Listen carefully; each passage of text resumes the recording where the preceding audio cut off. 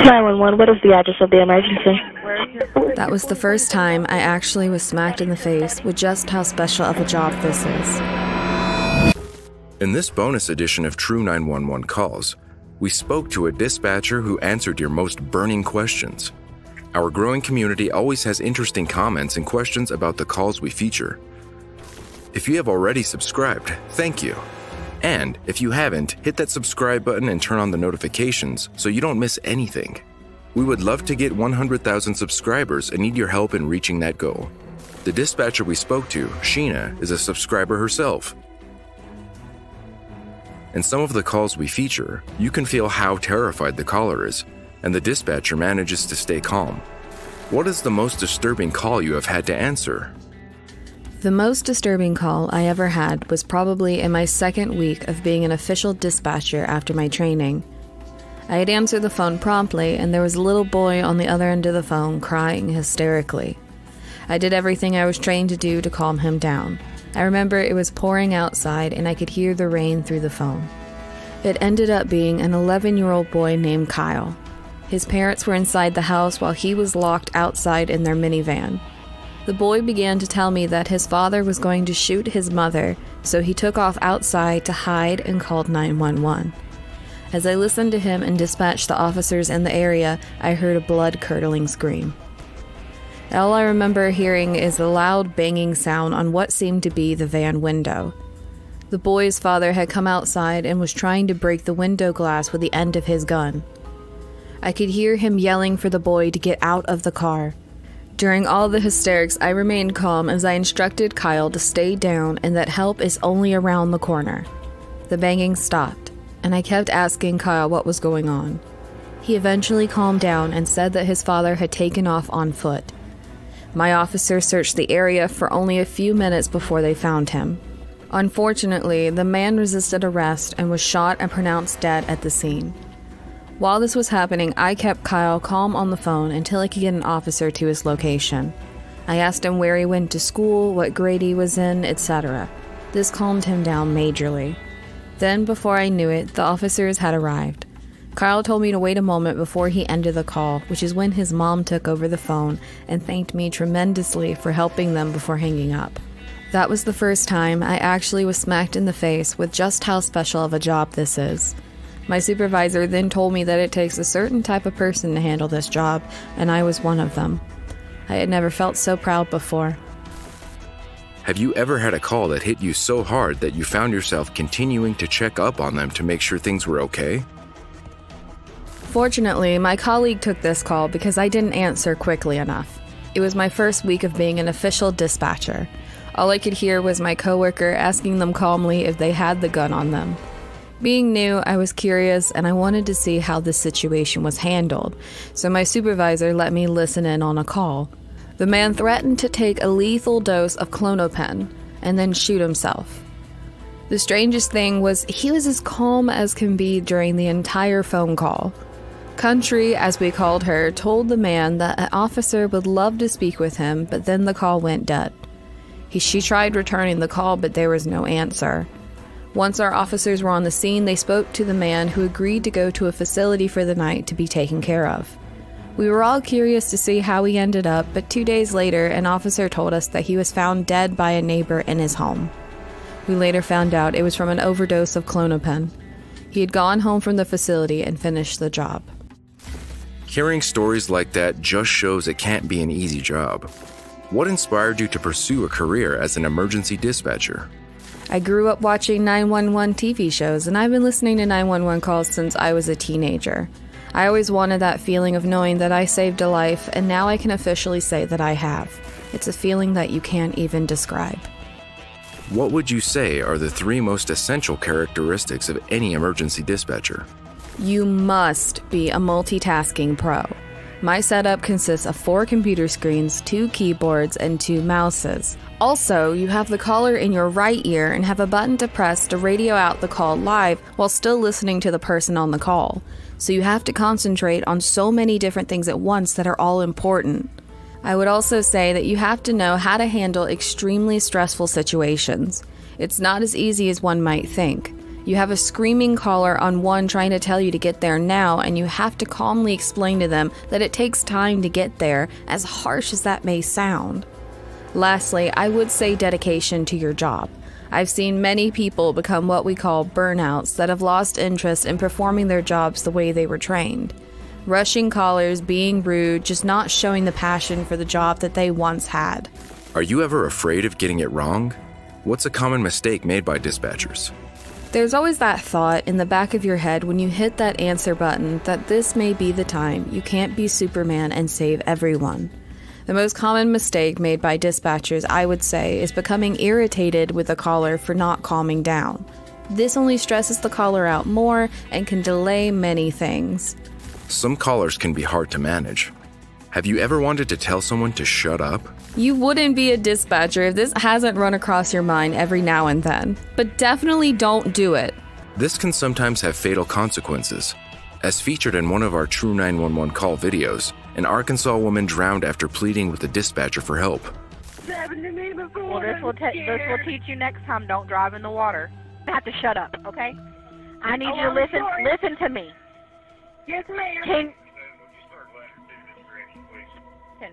Can you?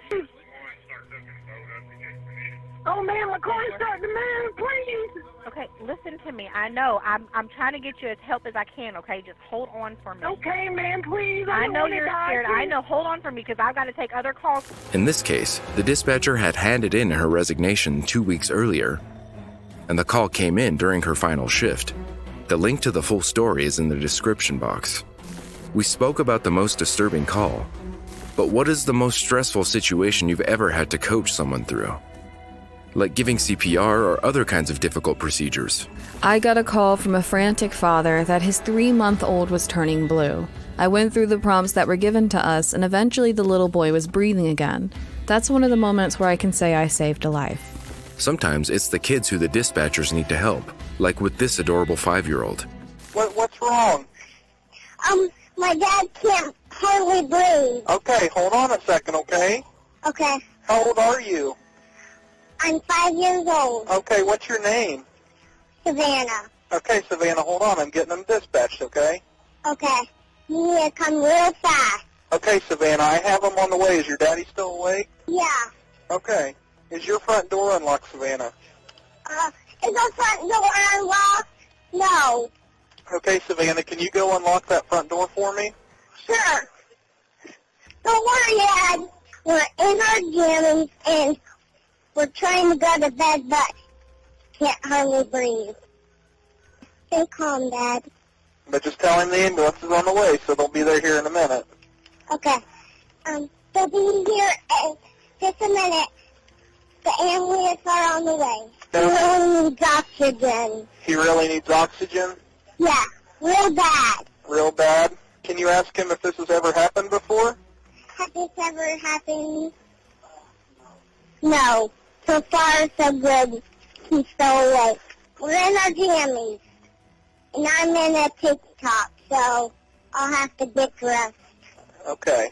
I know what I'm going to wear, but he really needs oxygen real fast. I'll be in my room, and I'll be putting on, Say, Savannah, I want you to stay there with your daddy, okay? Okay. I need you to make sure that he stays awake, so... Oh, okay. I got that. And we have a dog that's really, small. So he's friendly? He's friendly. Okay. He kind of barks.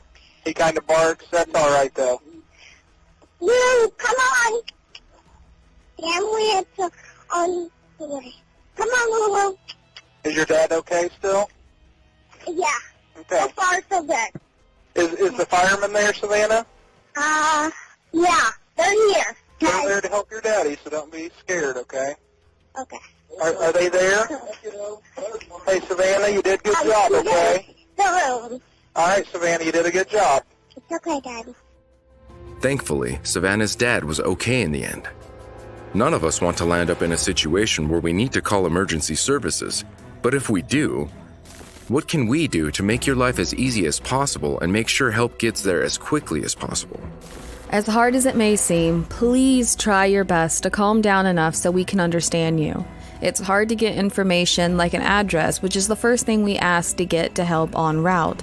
If we cannot hear what the hysterical caller is saying, we can't start the process.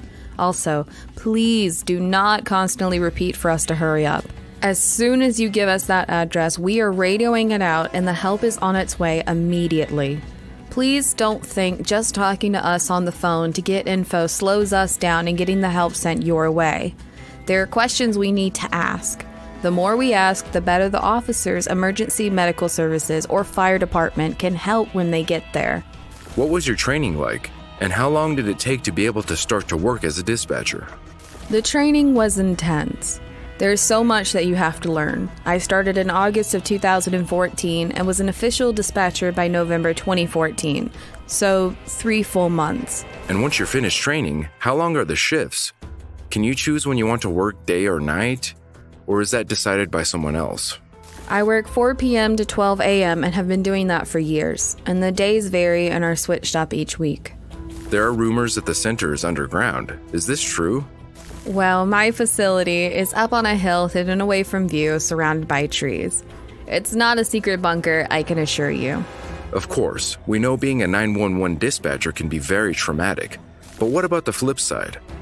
What would you say the best part of your job is, or how it's benefited you? Hearing the sighs of relief, hearing the thank yous over and over after help arrived, mothers blessing me for helping their child. It's all in a day's work, and I wouldn't give it up for the world. A question we've been asked a lot is if someone is deaf, how can they call 911? What if they text you?